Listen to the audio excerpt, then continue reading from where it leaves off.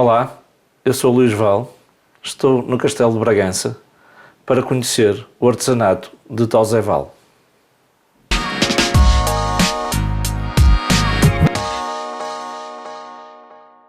Desde que projetei este podcast e iniciei estas conversas, tinha certo que iria um dia convidar o Tozé para aqui estar comigo. Fui conversando com ele sobre essa possibilidade e sempre se mostrou disponível, dizendo-me: será quando tu quiseres. Pois bem, aqui estamos para conversar sobre o seu percurso, o seu artesanato, sobre máscaras, tradições, rituais e memória. Conheço o Tozé desde que me conheço a mim. Somos primos.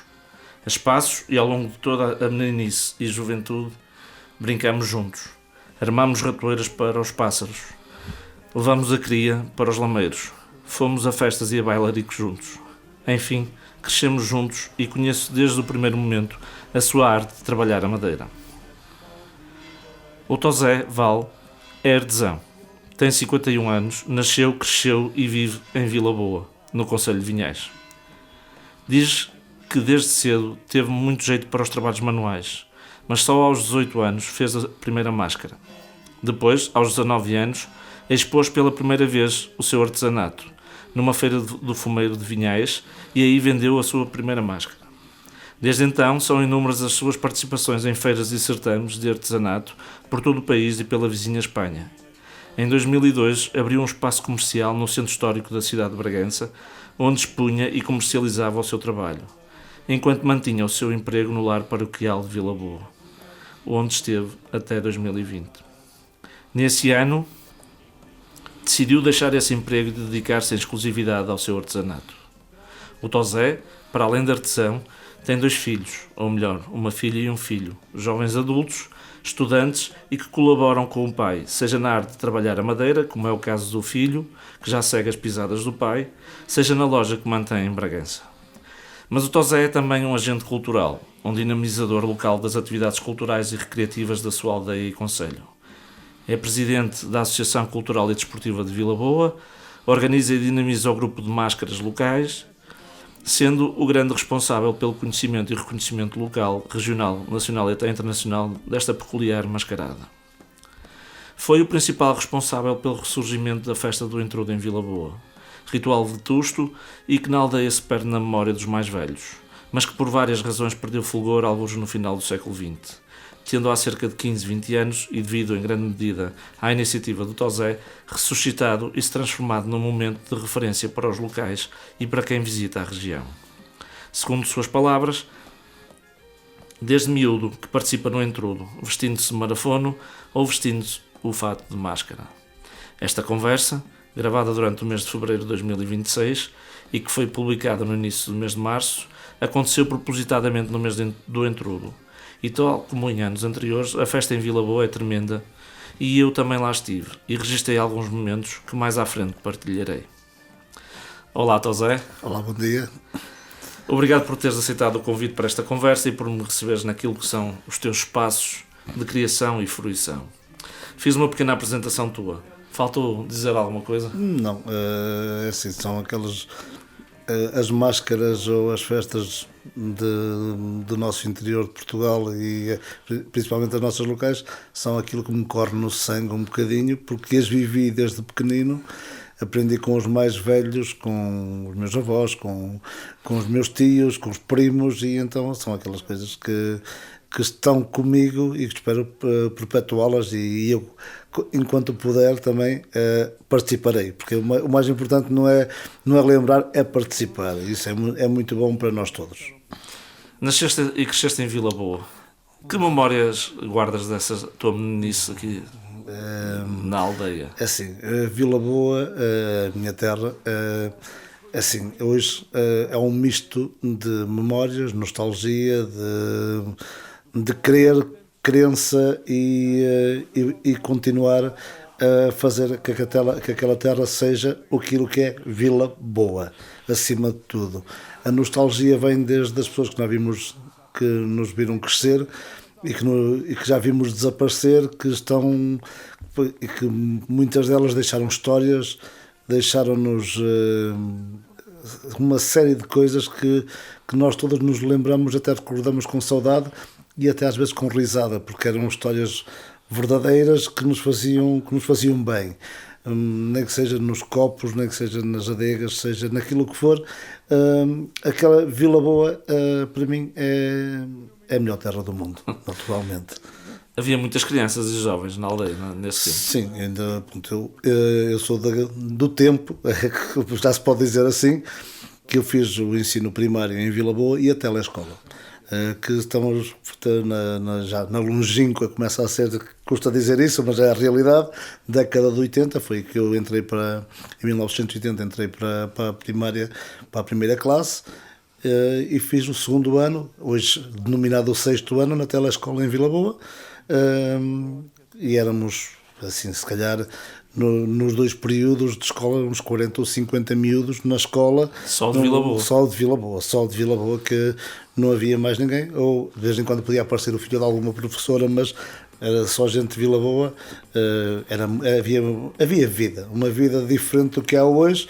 E além das crianças, que éramos nós todos, havia os pais, os avós, as casas estavam cheias de gente, era uma aldeia completamente habitada, se calhar com 300 habitantes, e hoje tem 100 e poucos, ou 100, e ao mesmo tempo tem um lar de idosos que também contribui um bocadinho, porque há pessoas, a população ativa, de Vila Boa que trabalha no lar, mas começa a ser difícil arranjar pessoas para trabalhar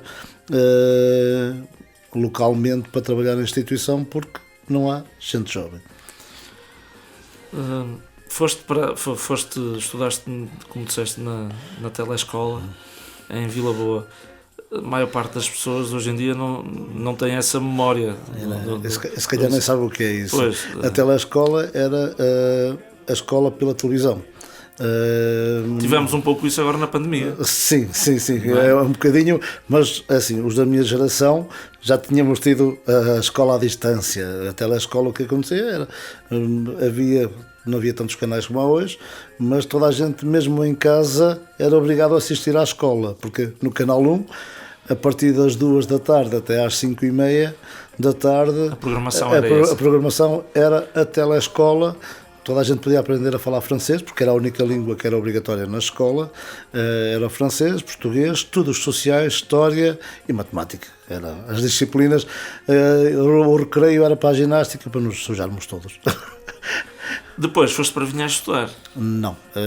Eu sendo filho do Conselho de Vinhais, nunca estudei em Vinhais. Não estudaste em Vinhais? Nunca estudei em Vinhais, porque o meu pai era funcionário judicial, e normalmente a família vai atrás acompanhar. Fui estudar um bocadinho mais para o litoral, para Oliveira das Meias. Pois foi. Foi em Oliveira das Meias, onde estive 5 anos, e depois, mais tarde, acabei o ensino secundário em Mirandela, que o meu pai veio trabalhar para Valpassos, e então o curso que eu queria não havia em Valpassos, e fui estudar para Mirandela.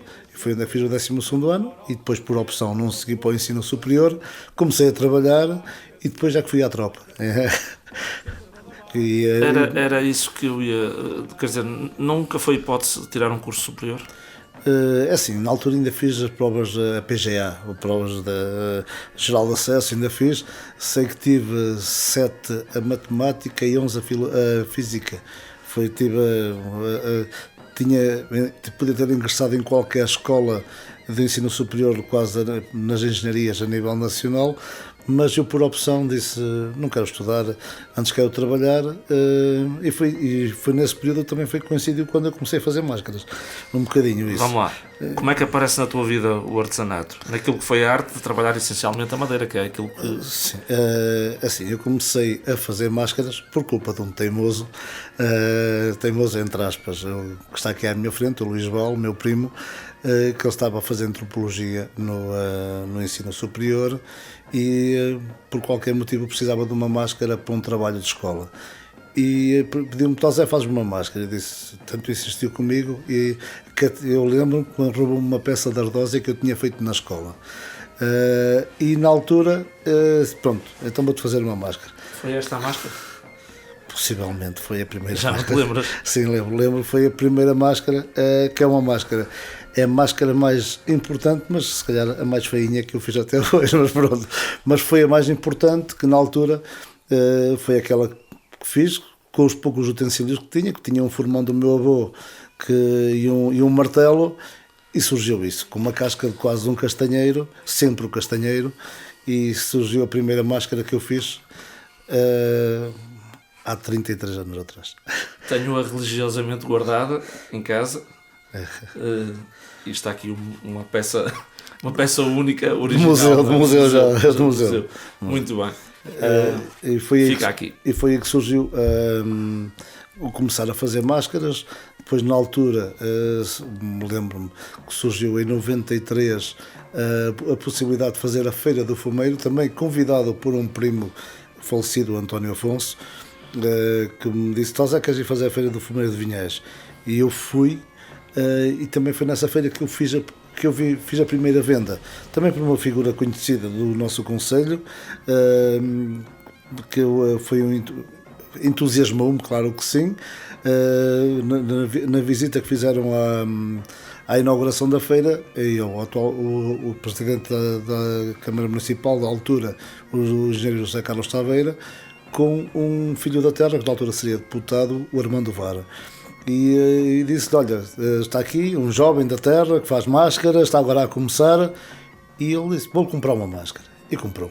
E foi se calhar aí que por quanto é que lhe vendeste a máscara? Ainda te lembras? Lembro, 8 contos. 8 contos, foi 8 contos na altura, 40 euros. Não seria bem isso, mas foi se calhar um dos marcos importantes da minha história das máscaras, porque é um puto de 19 anos, que é mesmo isso, na altura fazer dinheiro, que seria no mais, andávamos sempre tesos, não havia onde é ganhar dinheiro, e fazer dinheiro para uns copos, para umas cervejas, ou fosse para o que fosse, mas era do género, e então deu muito jeito. Eu lembro-me do dinheiro que fiz nessa Feira do Fumeiro, 48 contos e 300, era mais que o salário mínimo nacional da altura. Foi uma coisa qualquer, assim, foi uma exuberância. Foi aí que decidiste: pronto, é este o meu caminho. Assim, a partir daí comecei a fazer feiras, não fiz muitas. Sou daquelas pessoas que não fiz muitas feiras. Fiz, após Vinhais, no ano seguinte, se calhar fiz Vinhais, a Feira do Fumeiro e a Feira das Cantarinhas em Bragança. Ainda cheguei a fazer a Feira da Alfândega da Fé da Cereja, a Reginor de Mirandela, São Pedro e Macedo, tudo aqui na região, e fiz algumas já mais distantes. Estive na fila em Lisboa, estive na Feira Nacional de Artesanato de Vila do Conde, Vila Franca de Xira, na Feira de Artesanato do Porto, na Foz. Aí ainda fiz algumas dessas feiras, mas foi só um período que depois, mais tarde, pronto, a família e o trabalho não permitiam. Olha, mas eu ainda queria voltar um bocadinho atrás, porque ainda em relação à tua apetência ou ao teu gosto por trabalhar a madeira, alguém na família, algum parente foi inspiração e te orientou nessa arte?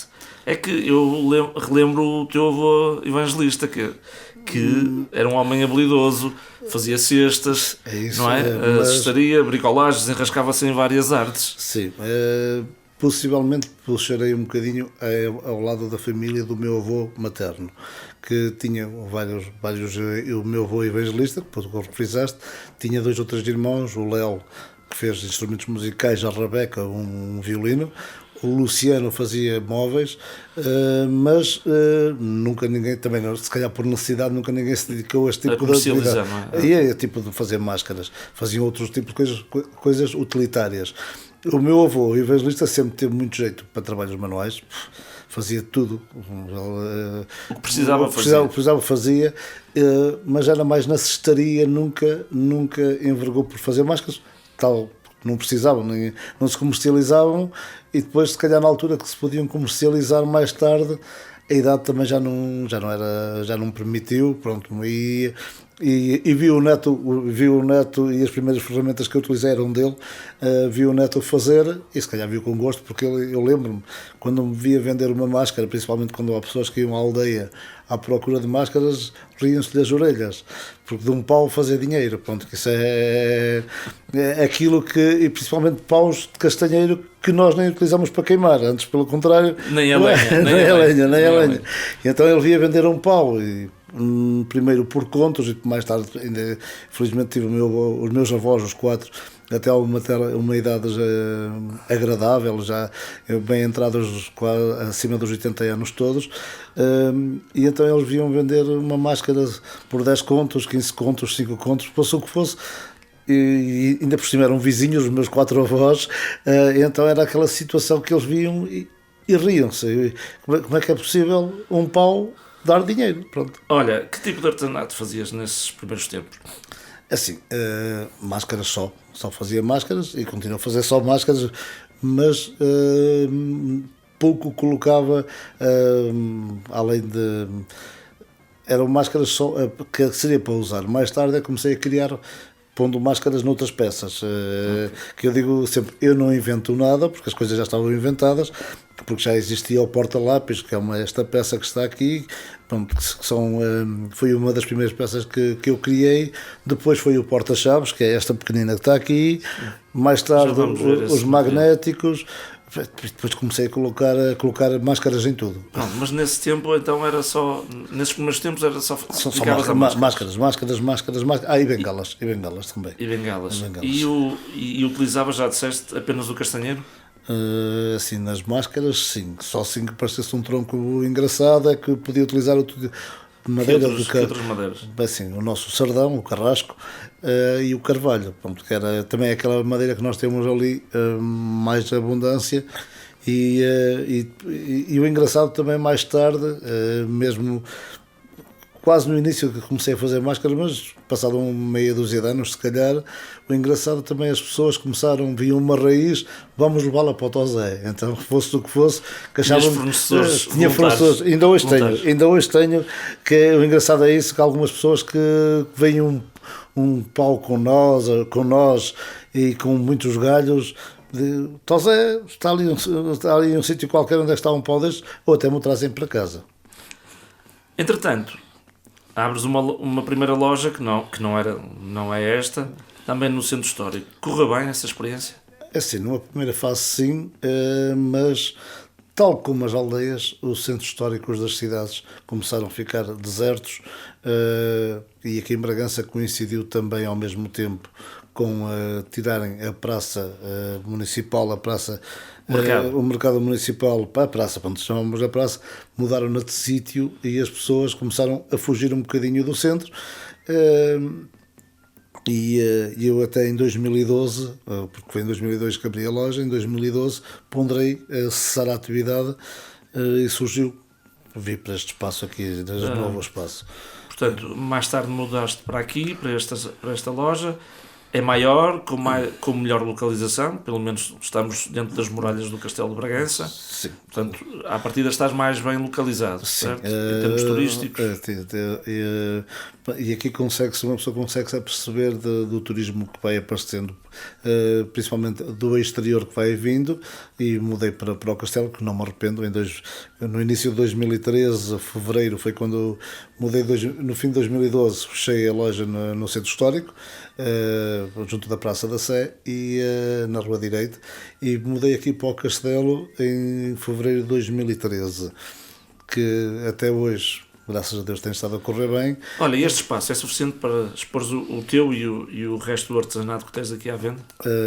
Assim, é um espaço um bocado limitado, principalmente para o artesanato que eu faço, peças maiores, que não faço só máscaras tamanho real, faço também máscaras maiores, ou aproveito troncos, mesas, e este espaço, claro que é pequenino, que não dá para expor, vou-as deixando por casa naturalmente, mas é claro que sim, o espaço começa a ser pequeno, e principalmente que aqui começa a ser, que eu noto, pessoas que me visitam, começa a ser um centro de artesanato, por assim dizer, devido à quantidade de artesanato e de artesãos que tenho aqui comigo.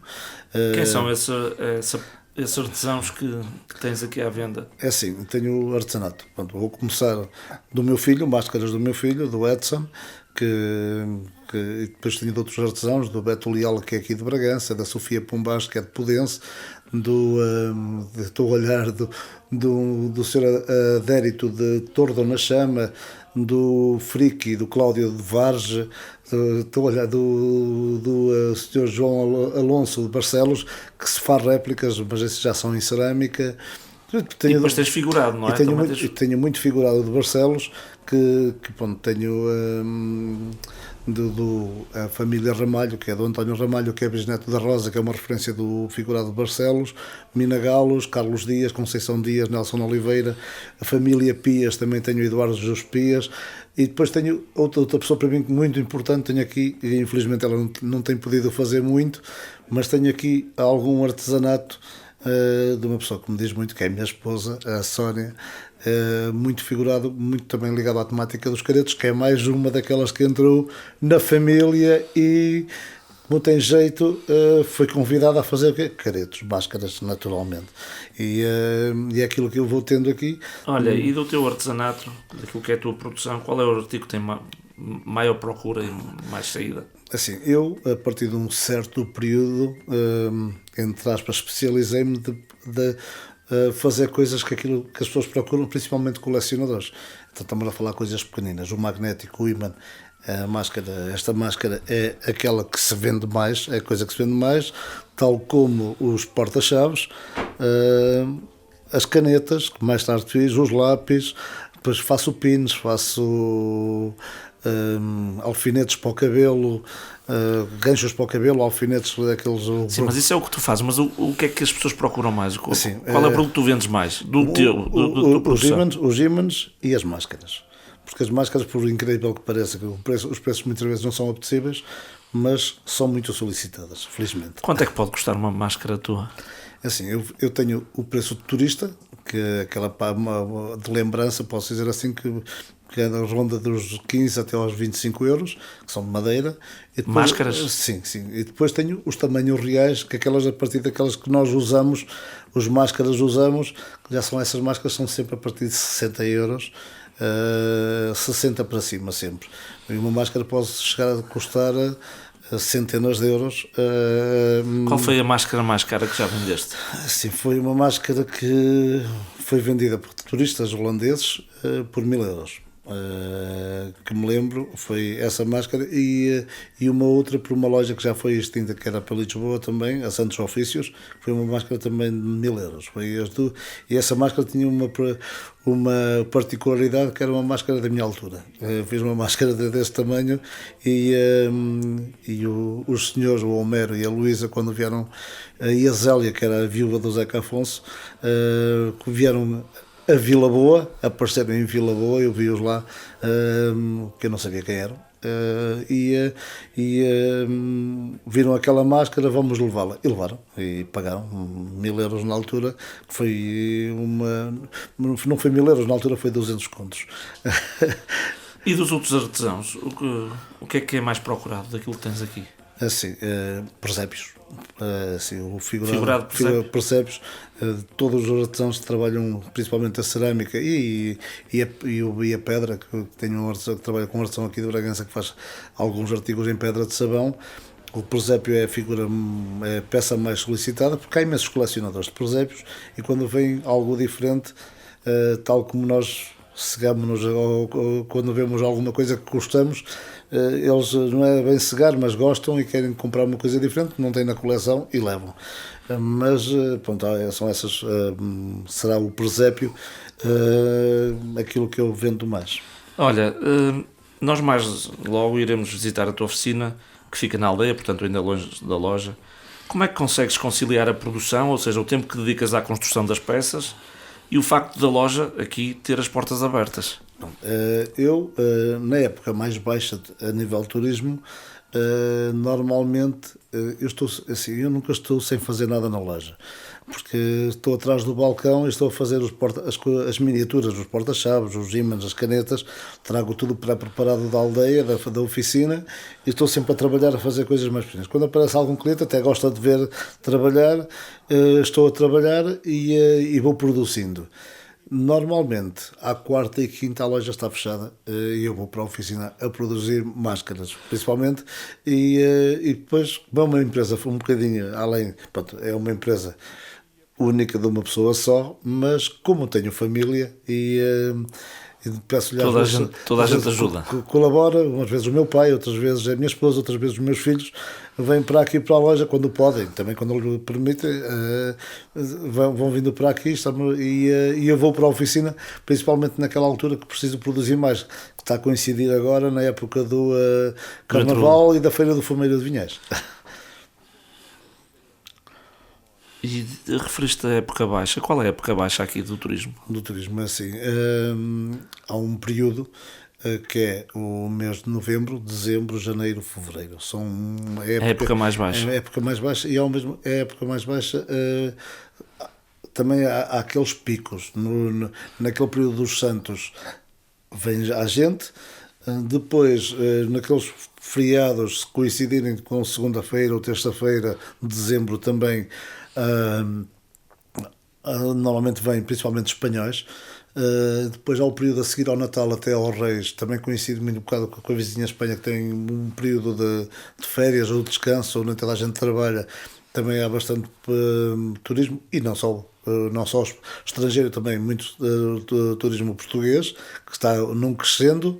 E depois janeiro, fevereiro também é muito baixo, e aí coincide também com a época de exames no IPB.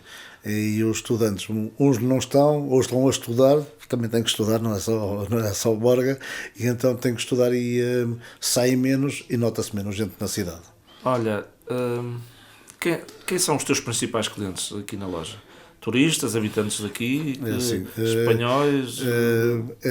Uma loja demora muito tempo a fidelizar clientes. De Bragança, da cidade, ou locais, pronto, daqui da região. Tenho alguns, sim, mas não muitos, porque isto é. Porque as pessoas. Santos da casa não fazem milagres. Sim, também um bocadinho, e normalmente as pessoas não ligam tanto a estas coisas porque podem ver no dia a dia, que é normal. Tenho muito turismo nacional e começam, já faz parte do circuito deles, quando passam por aqui, passam aqui na loja, hoje levam uma coisa, amanhã levam outra, e começam a encontrar artesanato de outros artesãos a nível nacional. Muitas vezes, eu estando num meio muito pequeno, Porto, Lisboa, se calhar não encontram com tanta facilidade como encontram aqui, e então já sabem que aqui há, e vêm aqui. E depois há um grande fluxo de espanhóis, acima de tudo o turismo daqui da vizinha Espanha, que quando é ao fim de semana, na época a partir desta altura, e mesmo durante a semana, todos os dias, há espanhóis aqui e são os principais clientes, naturalmente. Tens artesanato teu à venda noutros locais? Seja na região, no país ou no estrangeiro? Assim, muito pouco. Porque sou uma pessoa só, não consigo produzir para abastecer, e então eu prefiro não ter do que estar sempre em falha. Mas tenho em Vinhais, no posto de turismo, que a Câmara Municipal permite que eu tenha no posto de turismo, é a minha terra naturalmente. Tenho, num caso ou outro, pontualmente magnéticos aqui em Bragança, e fora da região não tens nada? Tenho no Porto uma galeria a Cruzes Canhoto, que é na Miguel Bombarda, que normalmente tenho, mas eu é por opção que não tenho, porque não tenho material para abastecer, e ser abastecer e depois solicitar e não ter para abastecer é chato. Como me acontece a mim, que eu não gosto que me falhem, eu também não gosto de falhar. Então Zé, a minha sugestão agora é que viajemos até Vila Boa para conhecer a tua oficina. Pode ser? Claro que sim. Vamos. É rápido, é um até já. No entretanto, e enquanto fazemos essa viagem, aproveito para partilhar um segmento de imagens do Carnaval deste ano em Vila Boa. Até já.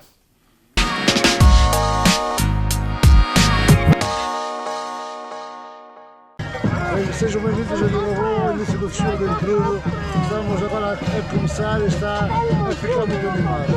Até já!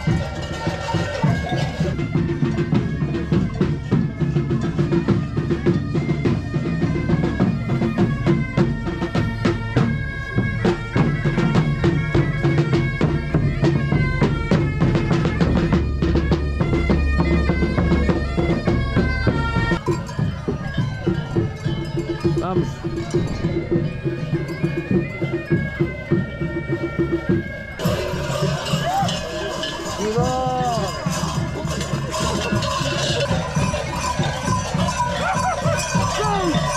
Seis para ti!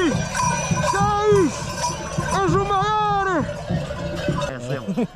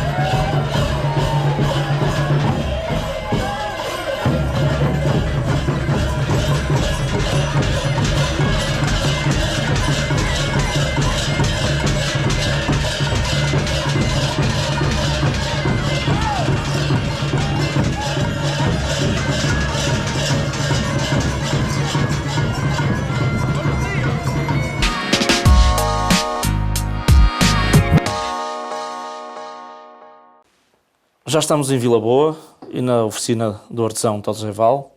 Vamos então conhecer onde tudo tem origem. Tosé, queres contar a história deste espaço, onde é agora a tua oficina? O espaço surgiu por necessidade há 2 anos atrás, que eu tinha uma oficina noutro sítio e eu precisava de um espaço mais arejado, maior, que desse para expor algumas coisas daquilo que eu faço ou das coisas que eu vou recolhendo. E surgiu aqui este espaço, era a Loja da Burra, que foi por baixo do palheiro, e a ideia foi aproveitar este espaço para fazer algo diferente, reformulá-lo, lavar-lhe a cara e dar-lhe um bocadinho que é a minha imagem. E pronto, está aqui um espaço, acho que agradável, onde é que fui colocando máscaras daquelas que são usadas, algumas que recolhi com alguns artesãos mais velhos, já falecidos daqui da terra ou daqui destas aldeias vizinhas, e ao mesmo tempo também algumas imagens do nosso Intrudo que estão por aqui espalhadas, e este espaço, pronto, é um sítio que quando estou aqui a trabalhar, a fazer máscaras, dá-me um prazer enorme, nem dou pelo tempo passado. Então falamos desse teu trabalho. Já falámos há pouco, enquanto estávamos na loja em Bragança, que trabalhas essencialmente a madeira de castanho. Trabalhas outro tipo de materiais para além da madeira ou exclusivamente a madeira? Trabalho madeira e também pedra de sabão. Mas a pedra de sabão é uma coisa que é sazonalmente só muito, muito de longe a longe, mas sempre fazendo máscaras. E máscaras de latão, por exemplo, não fazes? Não, nunca. Assim, nunca tive necessidade e também não é a minha praia. Posso dizer assim, a minha praia foi a madeira, a escultura, ver surgir coisas, porque no metal, eu acho, penso eu, e não penso, tenho a certeza, que é tudo muito igual, não dá para fazer uma criação. Enquanto que a madeira, ao estar a esculpir a madeira, vamos descobrindo coisas e o próprio traço da madeira dá-nos prazer a fazer e aproveitar os traços da madeira é qualquer coisa. Mas a máscara em latão também é característica daqui da região. Sim, eu tenho uma opinião que diverge de muita gente, mas se calhar que seria a real, daquilo que eu me lembro, porque eu lembro-me aqui em Vila Boa, quando eu era muito pequenino, com 5 ou 6 anos, havia máscaras de vários tipos, havia de metal, havia de madeira, havia de borracha, havia do que calhava. Daquilo que estava disponível. Do que estava disponível, porque não havia abundância de materiais que há hoje, nem não havia abundância de cores que há hoje, e ao mesmo tempo nem toda a gente tinha jeito para trabalhar numa coisa ou outra, então o importante era não ser reconhecido. E então fazia o que calhava. E havia uma mistura, mesmo os trajes não eram tão bonitos como são hoje, porque daquilo que eu me lembro dos trajes que faziam, das colchas que eram tecidas no tiara, ou algumas de farrapos, daqueles trapos, mas mais as das colchas antigas, assim, o fato era o fato de careto, ou o traje, ou dos máscaras, a colcha era para a última coisa que servia, porque primeiro era para a cama, depois seria para pôr no escano ou lume, depois para a albarda da burra, depois de tapete, e depois é que seria para o máscara. Para o máscara, porque já não servia para mais nada. Já não servia para mais nada. Hoje em dia é o inverso, as colchas, felizmente já decedeiras a fazer colchas, mas antigamente não havia, houve um período, se calhar 20 ou 30 anos, que ninguém fez destas colchas, então ia-se aproveitando as que havia, e aquelas que havia eram novas, e as novas foi por fazer trajes, que são trajes muito bonitos, que estão super valorizados, mas houve uma altura que a reciclagem, o fato dos máscaras era mesmo uma reciclagem, e era a última coisa para que serviam as mantas, era para fazer o fato, porque possivelmente era para estragar, era para usar um ano ou dois e depois era para o lixo. Regressando à madeira, e em termos de processo, tentar encontrar aqui o fio à meada, como encontras ou arranjas a madeira que utilizas?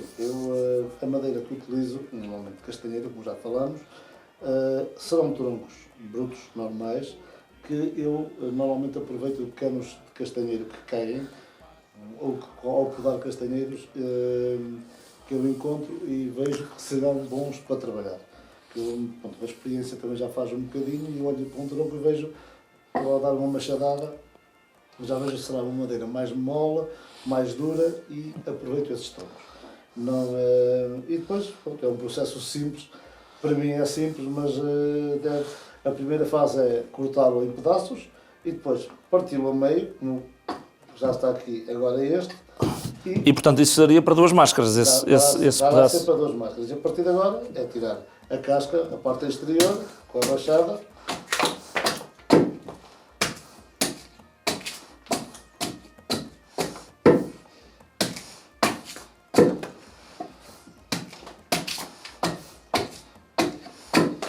É um processo que é preciso fazer sempre alguma força.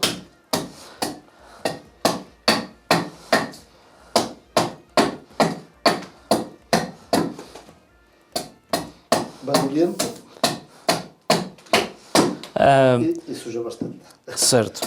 Quanto tempo poderá demorar, imaginemos esse pedaço, esse pau, para fazer uma máscara? Quanto tempo tu precisarás para terminares uma máscara a partir deste momento? Uma máscara para ser usada demora sempre 4 ou 5 horas.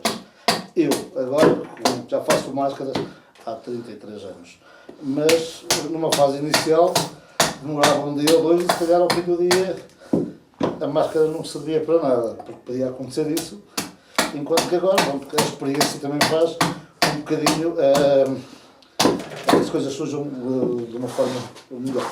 Pronto, e então a partir deste momento em que tu tens o pau pronto para começares a trabalhar, Esta foi a primeira fase, começar a tirar a casca.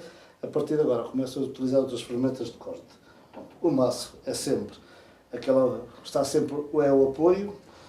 E agora vamos começar a trabalhar com formões, goivas e a faca, Canivete. que é sempre um dos elementos que é usado, e o serrote. E também serrote. São estas ferramentas que eu utilizo para fazer a máscara. Em que momento desse processo é que tu decides qual vai ser a fisionomia da máscara?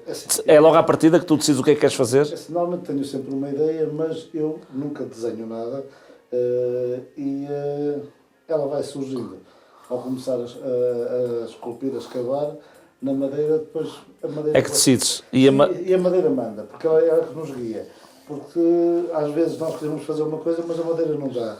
E, por exemplo, eu já estou a ver aqui desta, tem aqui um nozinho, de certeza que vai modificar qualquer ideia, mas é um traço que vai ficar, que vai ser uma peça única, porque nem todas... Vai ser uma marca d'água dessa máscara? Completamente. É o ADN dela. Pronto, e agora vamos começar então a fazer, normalmente, a parte dos olhos, sempre.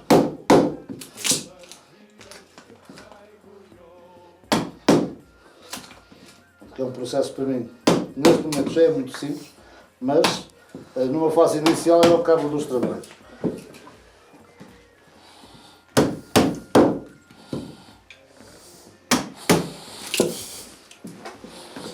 E normalmente eu, para segurar a peça, uso sempre os joelhos. Não uso grampos, não uso nada.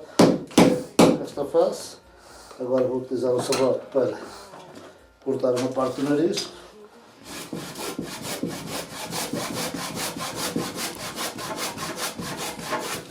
E aqui será aqui a parte da boca. Eu vou continuar aqui a tirar. Essa máscara será uma máscara para ser usada, para ser utilizada? Sim. Será por uma cara que não é um tronco muito grande, vai ser uma cara mais fininha, normalmente um tamanho de criança. Porque eu faço máscaras para vários tamanhos, por necessidade e ainda bem que faço, porque é natural. É a procura. E neste momento também há crianças a querer entrar a serem máscaras. Aqui no Conselho de Vinhais denominamos-nos os máscaras. Noutros sítios é mais conhecidos por caretos, mas nós gostamos de ser, como me lembro que diziam os mais velhos, os máscaras. Sendo a máscara o elemento central da tua produção, do teu artesanato, acho que tenho que te fazer esta pergunta. Qual é o objeto que te dá mais prazer a produzir? Naturalmente as máscaras. Naturalmente, principalmente a máscara, aquela que é perfeita para usar, ou quando quando às vezes surge um tronco, tem formas fora do vulgar, e fazer uma peça, que às vezes surgem peças completamente diferentes, saem fora do contexto das máscaras, mas levam sempre máscaras, e é um desafio, são desafios. A madeira é um desafio porque depois vamos ver o que está ali, porque a casca esconde qualquer coisa. É sempre uma descoberta. É uma descoberta, completamente. E depois há sempre aquele sinal, tal como nas máscaras.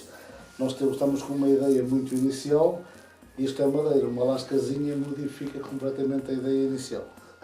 Porque ao estar aqui, por exemplo, eu até vou exemplificar, porque aqui não tenho uma ideia, tem aqui um lábio mais levantado, a parte de cima do lábio, e por exemplo acontece isto, partiu-se, modifica completamente a ideia e vamos seguir outro caminho. Isto é, pronto, e cá está, eu agora já estou a seguir aquilo que fiz com o salvador um bocadinho, agora tinha que fazer com o formão outra forma, em vez de ser um lábio mais levantado, será um lábio mais baixinho. Zé, enquanto estás a trabalhar, aproveitar para te questionar sobre o seguinte. Ao longo destas mais de 3 décadas que levas de atividade, enquanto artesão, como é que evoluiu essa tua produção? Ou seja, daquilo que já falámos de manhã, dos primeiros tempos, em aquilo que tu fazias, para aquilo que fazes hoje, como é que tu sentes essa evolução? Assim, o que aconteceu desde uma fase inicial para hoje, pronto, eu seria impensável, eu há 33 anos, quando fiz a primeira máscara, nunca imaginaria que seria a minha forma de vida hoje. E assim, ao mesmo tempo, com o decorrer dos anos e com esta, entre aspas, as máscaras estarem um bocadinho na moda, há uma procura gradual que tem estado sempre a crescer das máscaras. Cada vez há uma necessidade de fazer mais, melhor e de diversificar o tipo de coisas que fazemos. E ao mesmo tempo fazer cada vez mais, porque a procura é maior. Podemos dizer que a máscara está na moda? Sim, porque a quantidade de artesãos que há hoje, há uns anos atrás não existia. Por exemplo, em Vila Boa, daquilo que me lembro, numa fase inicial era só o Sr. José David Afonso e não seriam bem máscaras de usar, eram mais objetos decorativos. Entretanto apareci eu, agora está o Sr. Guilhermino Afonso e já está o Edson. Somos 3 em Vila Boa e poderão aparecer mais. Em Osilhão havia o Sr. João Manuel Esteves, aqui na aldeia, nossa aldeia vizinha, havia o João Manuel Esteves e o Sr. Carlos Rodrigues, o Chebola, como chamavam. Hoje em dia está o Romeu, o Vítor, e há mais um ou dois, que há um rapaz que está a ver com a moça lá também faz, fez um curso de trabalhos em madeira, e há mais um ou outro que faz, é a Dindim, do Barandoco, também faz máscaras em madeira, a Sandrina. Além de fazer também as colchas. O que quer dizer, há um crescendo de pessoas, eu estou a falar só no Concelho de Vinhais, mas em Bragança, então no Concelho de Bragança, principalmente as máscaras de metal, há um crescendo de pessoas a fazer máscaras. E isso será a resposta a essa tal maior procura. Sim. E maior interesse também por tudo quanto é ritual, ritual de inverno, das festas de inverno. Há 20 anos atrás, mais ou menos, quando surgiu o Museu Ibérico da Máscara de Ultraje em Bragança, a procura não era muito grande. Havia os curiosos, normalmente eram pessoas que estudavam antropologia ou artes, que vinham ou mesmo teatro, que vinham à procura das máscaras, mas pouco mais que isso. Hoje em dia, qualquer pessoa... Massificou-se completamente. Então aquela lembrança que temos, o ímã, o porta-chaves, ou uma coisa que tenha um máscara desenhado, e além disso passou também a ser uma marca de colecionadores, porque há colecionadores de tudo, e então tem que ter uma coisa daquilo que nem que seja um alfinete. Se tiver uma máscara, já se vende. Enquanto que há uns anos atrás ninguém fazia essas coisas, só se faziam máscaras que era para ser usadas nas festas. Precisamente o que eu queria falar contigo a seguir é precisamente essa função da máscara, ou seja, até há um passado mais ou menos longínquo ou recente, tínhamos a máscara enquanto objeto ritual, ou seja, que era utilizado com um determinado fim, num determinado tempo e num determinado espaço. E entretanto, nessa tal evolução que eu há pouco fazia referência, a máscara passou de objeto ritual a um objeto de arte, a um objeto estético. Completamente. Não é? Sim. E portanto, ainda continua a ser ritual, não é? Continua a haver estas festividades, mas ao mesmo tempo passou a ser um objeto de exposição, de arte. Sim, completamente. E com uma valorização diferente. Sim, até há uns anos atrás as pessoas faziam máscaras e ficavam lá guardadas de um ano para o outro. Hoje em dia, então, principalmente aquelas que era impensável há uns anos atrás, como tu dizes, aquelas que são usadas nos rituais, eu falo por mim, tenho algumas máscaras usadas, se eu as quiser vender, há aí colecionadores e pessoas que vêm à procura delas, pagam muito bem pagas. Enquanto que há uns anos atrás ninguém ligava muito. E também não havia muitas máscaras antigas, porque também aquilo da experiência que eu tenho no meu trabalho que deixei em 2020, e testemunhos de pessoas mais velhas que me diziam, a tia Silvana, a tia Chibana de Vila Boa e a tia Céu, uma vez numa conversa que tivemos, elas disseram que as máscaras eram destruídas no dia de intrudo, que era porque faziam algumas maldades, principalmente os apalpões, as raparigas, ou alguma paulada que davam a alguém. Então a máscara era a principal prova, então destruíam-nos. Até Silvana, lembro-me bem, eu era garota, tal como ela disse, eu era garota. Andava o Zé, o Chico, já não sei, atirou com a máscara ali para cima da telhada do Acácio, mas eu bem o vi, bem o conheci, pronto, tinha feito não sei o que a quem, pronto, e eu ainda fui, eu falo por mim, eu ainda fui lá com uma escada A ver se ainda lá estava. lá o resto, mas não havia nada, claro que não, já se calhar já tinha sido há 60 ou 70 anos atrás o que é que estaria lá, mas são estes testemunhos dessas pessoas que nos levam também a vontade de continuar cada vez mais e dizer que estas festas estão muito enraizadas no nosso território. Então Zé, vais continuar a ser artesão ou imaginas-te a fazer outra coisa qualquer? Sim, posso fazer outra coisa, mas artesão serei sempre. Para já não está no meu objetivo, no meu horizonte, de fazer outra coisa. Ter outra profissão, sair da região e procurar outras latitudes? Será um cenário realista no teu futuro? Como eu disse, eu era incapaz de viver para o litoral. Pela confusão que existe, também não há castanheiros para trabalhar, então não vou, fico por aqui, prefiro ficar aqui num bocadinho no sossego do interior, por muitos defeitos que tenha aqui a nossa região, mas é a minha pátria, o meu lugar. Certo. Para além de artesão, és presidente da Associação Cultural e Desportiva de Vila Boa e sei que tens conseguido dinamizar a aldeia, a população, para atividades de cariz cultural e etnográfico. Queres falar-me um pouco da história e atividade desta coletividade? Esta coletividade é uma coletividade que surgiu na década de 90, em 1994, com a ideia, estamos a falar que as pessoas nestes meios mais pequenos, na época de eleições, muitas das eleições, e um visionário da altura, o falecido e saudoso Miguel, que era o presidente da junta da altura, juntou um grupo de pessoas para fazermos os órgãos sociais da associação e fazer a escritura. E fizemos com o objetivo de meter, na altura, a oposição da junta, da altura, também nos órgãos sociais. E foi o Diniz, que ainda hoje continua na coletividade, fomos a fazer a escritura a Vinhais.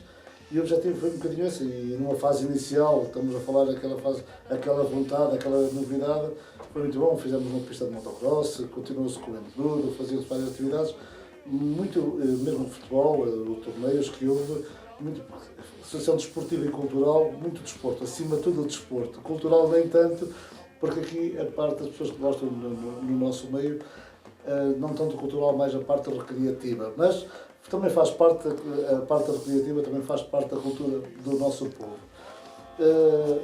No início do milénio surgiu, então, falaste mais das máscaras e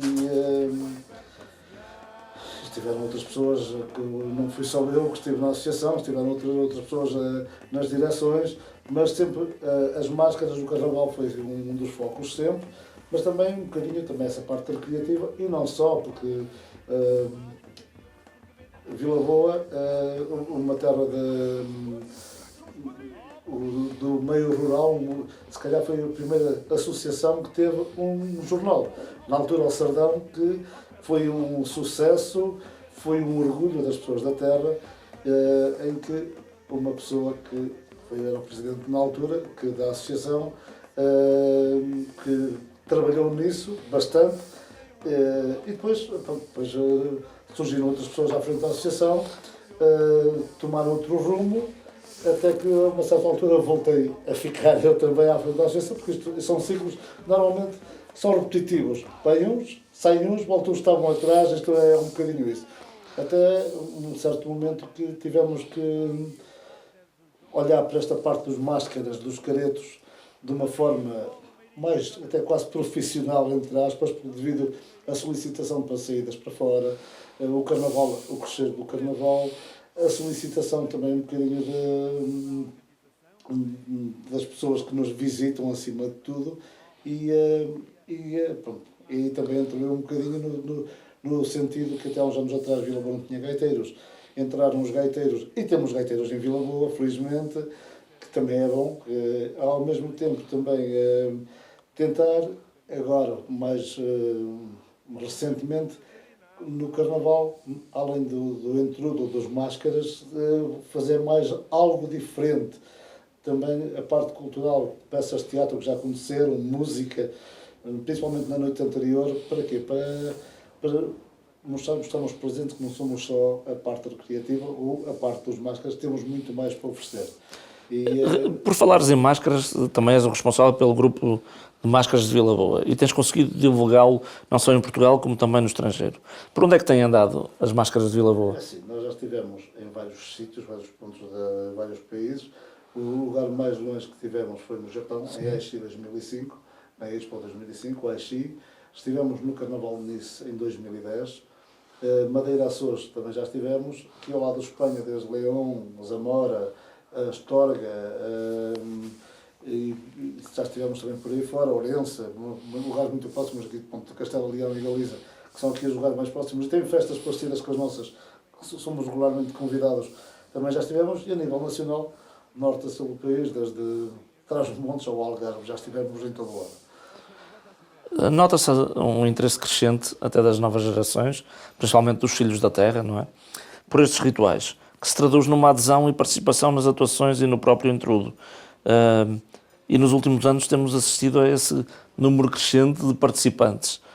Qual foi o segredo para esse interesse e essa participação? Assim, o que eu acho, a partir de um certo momento, também é o orgulho da terra.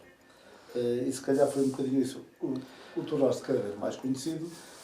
Algumas pessoas que estavam de fora, assim, que desconheciam que já tinha uma importância tão grande para a terra, e vieram imigrantes, principalmente imigrantes que vieram há meia dúzia de anos atrás, vieram a Vila Boa e disseram: o que é isto?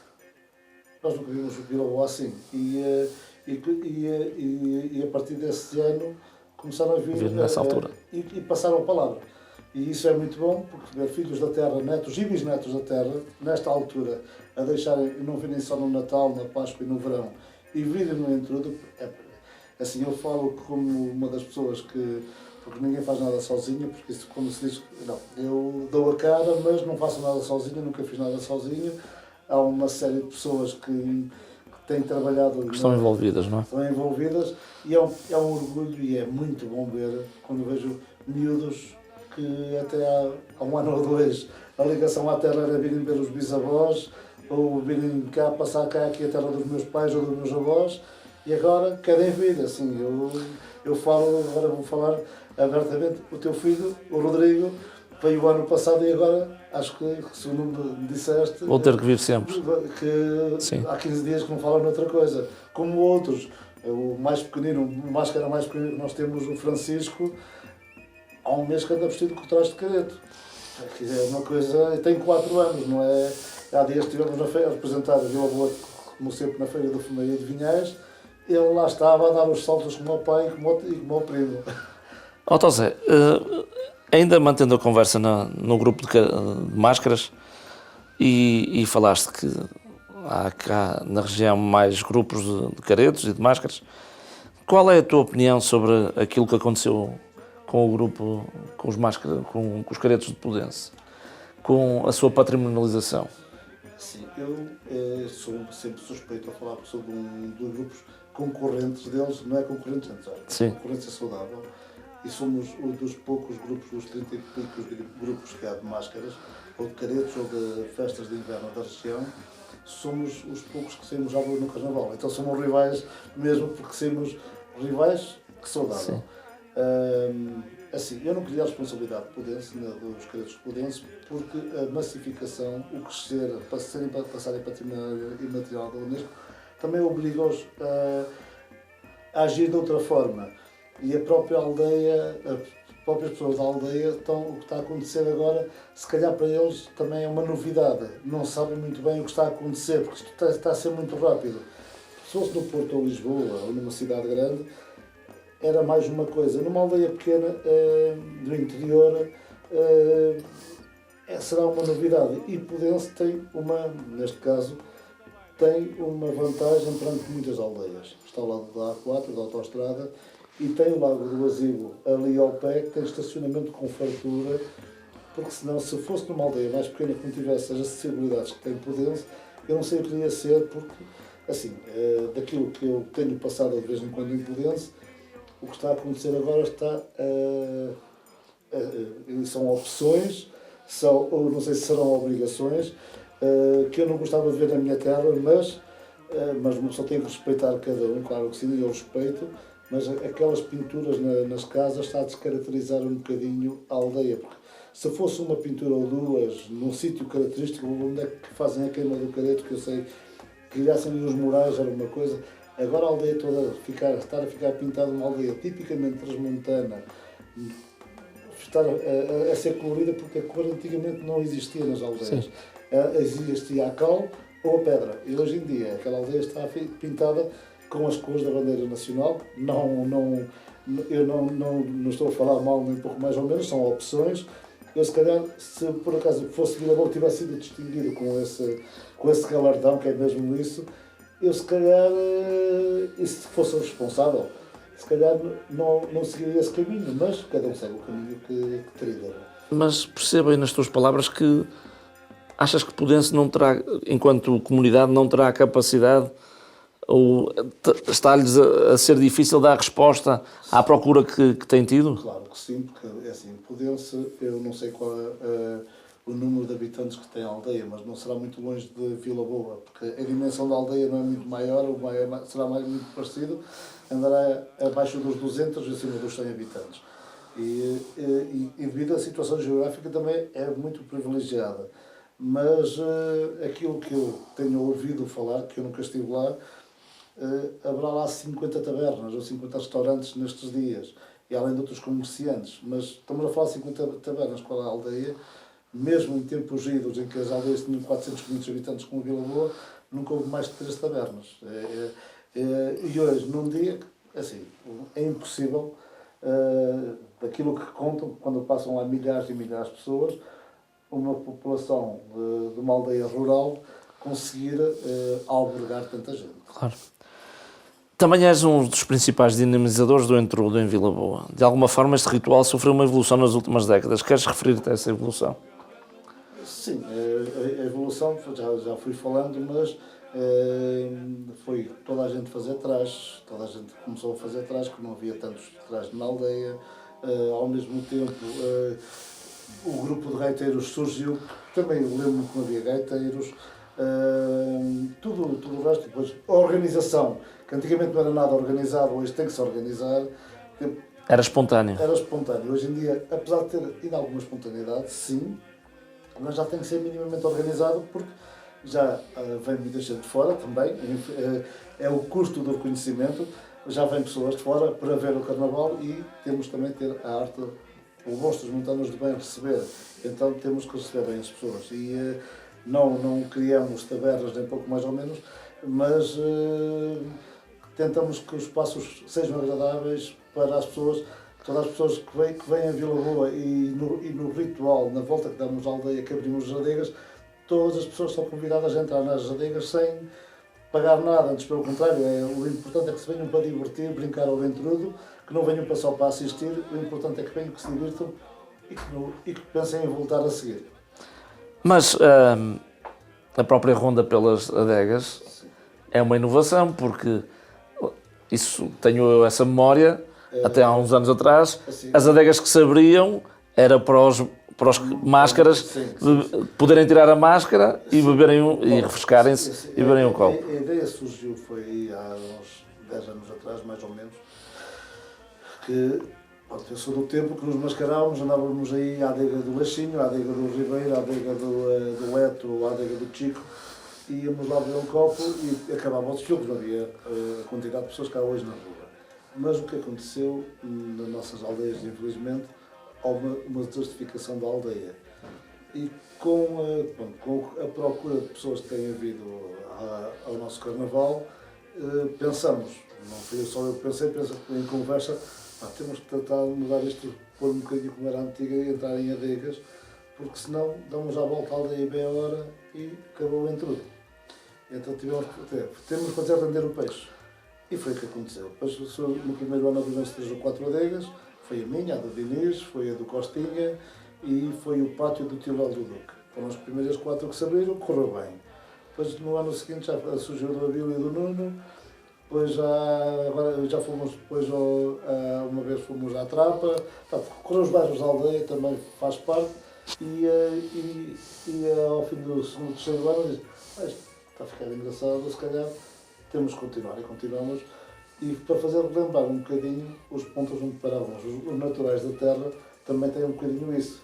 Parávamos à Campaça, parávamos nos bairros da Airó, parávamos ao Cerdeiro, parávamos ao Casal.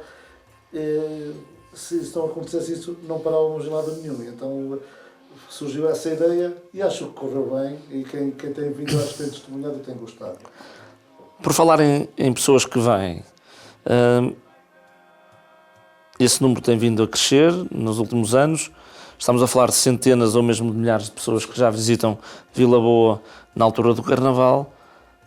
E agora, aproveitando a conversa de Podense, não temos que aconteça um pouco aquilo que está a acontecer nesses outros locais, de massificação, de turistificação deste ritual em Vila Boa? Esperemos que não. Esperemos que não. Assim, a massificação, o turista já está a vir, nós é que temos que saber acalmar e travar um bocadinho o entusiasmo dessas pessoas. Os naturais temos que manter, nós é que temos que manter exatamente como era.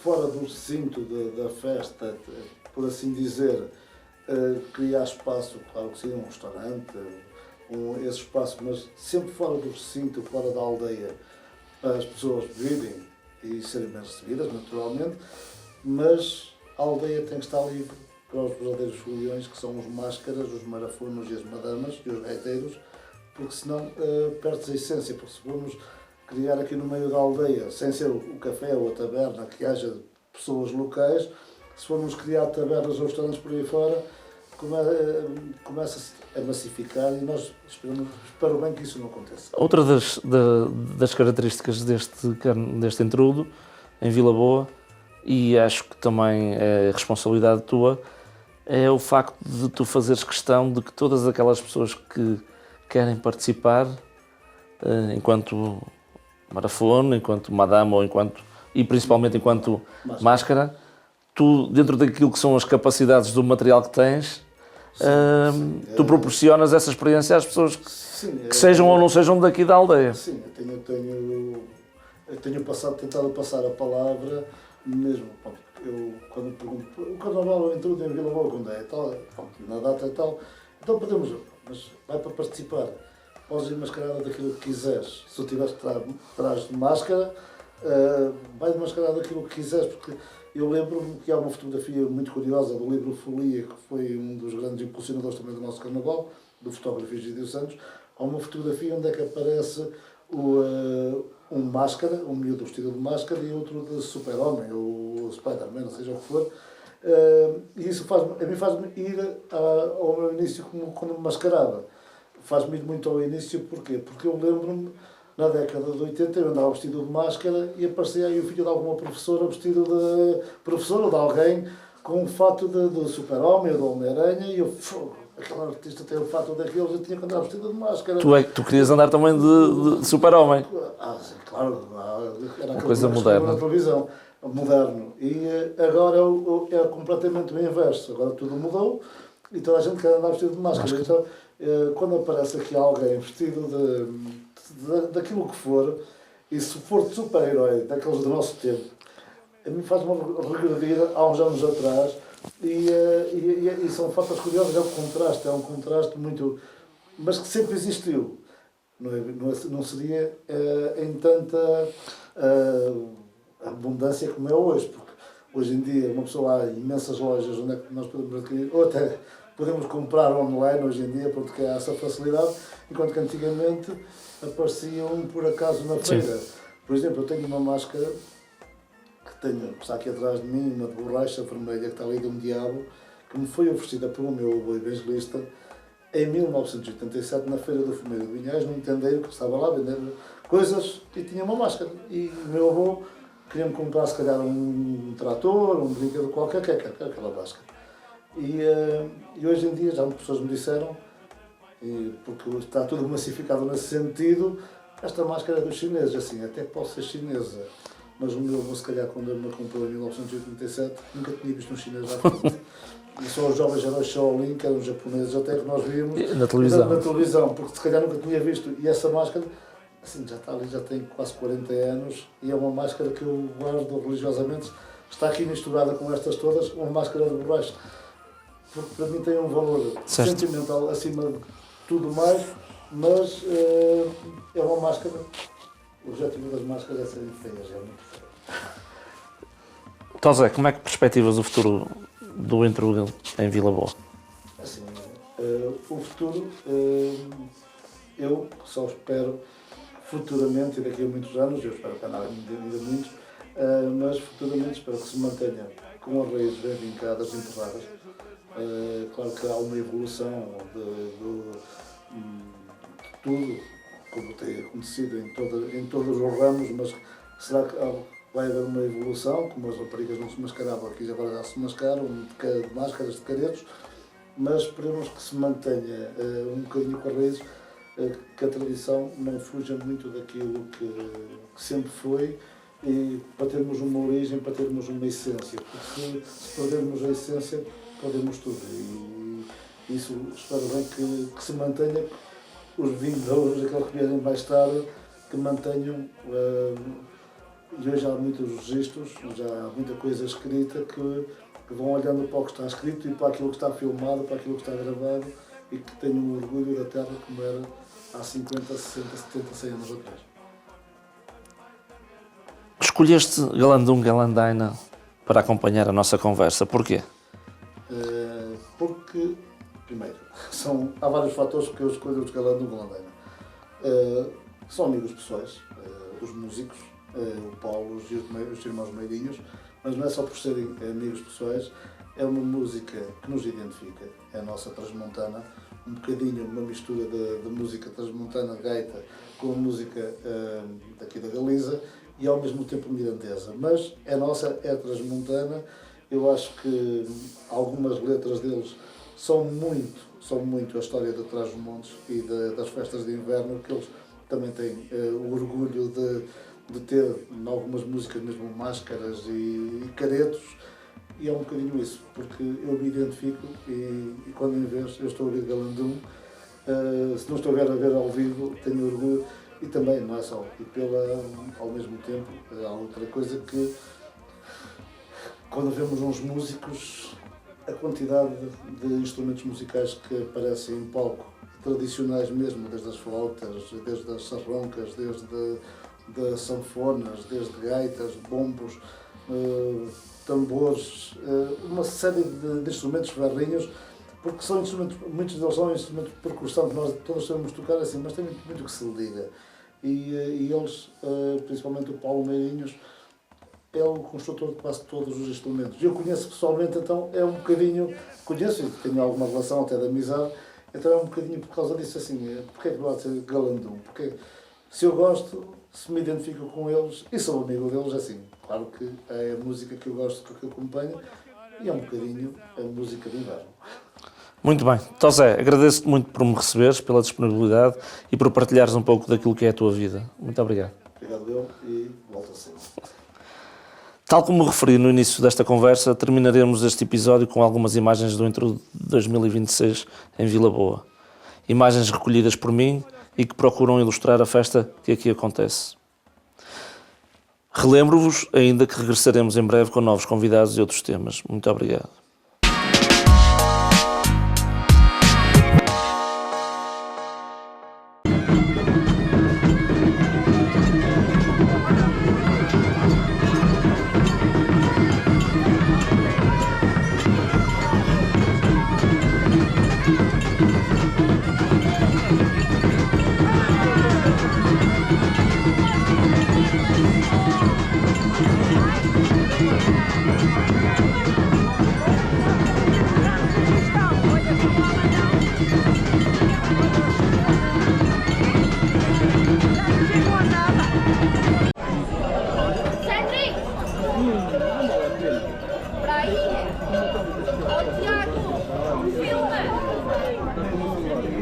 Já vou,